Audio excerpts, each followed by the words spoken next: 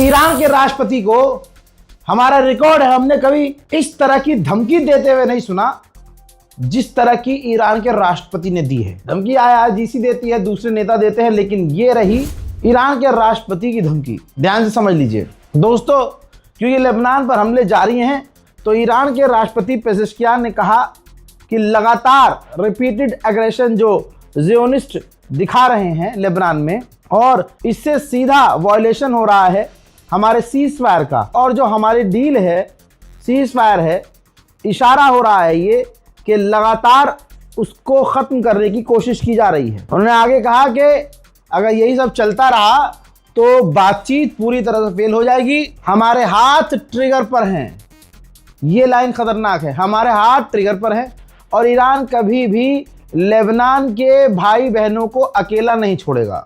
आप समझ रहे हैं कितनी बड़ी बात कही जा रही है यहाँ। मतलब ईरान के राष्ट्रपति ने पहली बार कहा है कि हमारी उंगलियां ट्रिगर पर हैं। तो देखिए मामला कभी भी खराब हो सकता है, कभी भी बिगड़ जाएगा।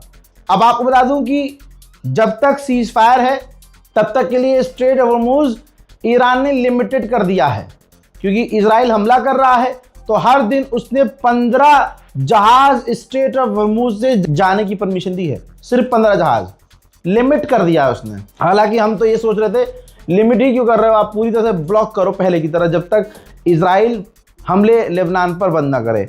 बता दूं लेबनान पर अभी भी हमले जारी हैं। इजराइल पूरी ताकत से, क्योंकि भाई इतना जलील हुआ है तो झेप तो कहीं मिटाएगा ही, तो भाई लेबनान पर हमले जारी हैं उसके। कहा जा रहा है शेख नईम कासिम जो हिजबुल्लाह के लीडर हैं, उनके नीस को कत्ल कर दिया है, भतीजा या भतीजी, जेंडर क्लियर नहीं हुआ है, लेकिन शेख नईम कासिम के हाथ धो के पीछे इजराइल पड़ा हुआ है। और चलिए ठीक है वो तो हिजबुल्लाह से है, लेकिन जो आम लोग हैं उनका भी नरसंहार पिछले 48 घंटे से जारी है। ऐसा लग रहा है इजराइल की हरकतें देखकर कि इजराइल ईरान से तो जीत नहीं सकता कभी जिंदगी में, तो वो पूरी अपनी जो बौखलाहट, तिलमिलाहट, किलकिलाहट वो सारी लेबनान पर निकाल रहा है। लेबनान पर जो उसने तबाही मचाई है, एक झलक देखिए आप बस।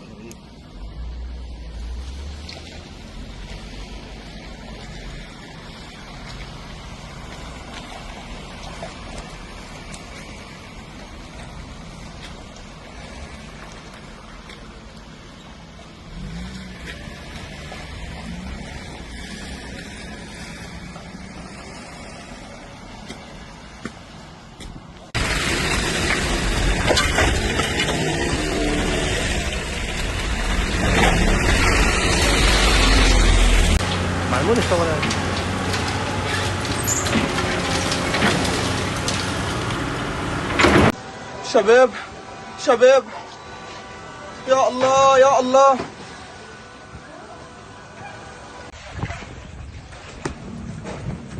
هذا الدمار من ورا.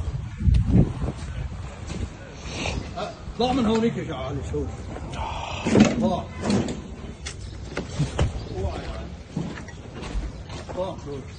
طلع شوف في هون. شوفوا يا علي عم تهدى فيه يا ديدو، يعني انا انجا مهدى. طلع يا ديدو.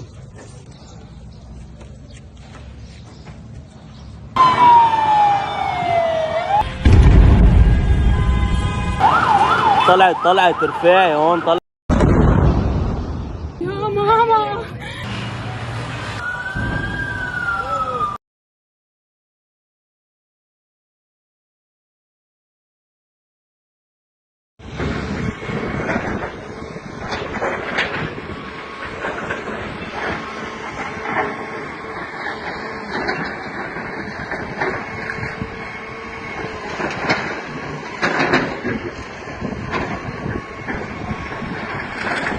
सिविलियंस इलाके मतलब आम लोगों को कत्ल कर रहा है। ये सीसीटीवी फुटेज देखिए, जो लेबनान है मेन शहर मेन गढ़ों पर हमले कर रहा है इजराइल, लेकिन फिर भी सारी दुनिया खामोश है, चुपचाप देख रही है। ईरान के पार्लियामेंट स्पीकर ने और बड़ी धमकी दी। पहले उन्होंने 3 पॉइंट लिख दिए हैं कि लेबनान और जितना रेसिस्टेंट ग्रुप है जो हमारे लड़ रहा है वो ईरान का अलाई है। सीज फायर में लेबनान भी शामिल था, जितने भी 1 से 10 पॉइंट हैं। और पीएम शहबाज शरीफ ने पब्लिकली क्लियर कहा है कि लेबनान डील में शामिल था, हम इसका स्ट्रॉन्ग रेस्पॉन्स देंगे और पूरा इलाका आग में झुलसने लगेगा। देखिए, ईरान के ये वो टॉप लीडर्स के बयान आपको बता रहा हूं जिनकी बातें धमकियां मायने रखती हैं। ईरान के एक और कमांडर हैं, उन्होंने तो सीधी सीधी बात कह दी कि सीज फायर तोड़कर तुमने एक बार फिर से साबित कर दिया कि तुम्हें सीज फायर का कॉन्सेप्ट नहीं पता और तुम्हें हमले ही ठीक कर सकते हैं, तो अब इंतजार करो। उसके बाद इस्माइल कानी भी आ गए। इस्माइल कानी ने कहा जो लेबनान में इजराइल कर रहा है वो सब इजराइल को भुगतना होगा। ऑस्ट्रेलिया के प्रधानमंत्री, ये जो चश्मे वाला है ना, ये ऑस्ट्रेलिया का प्रधानमंत्री है।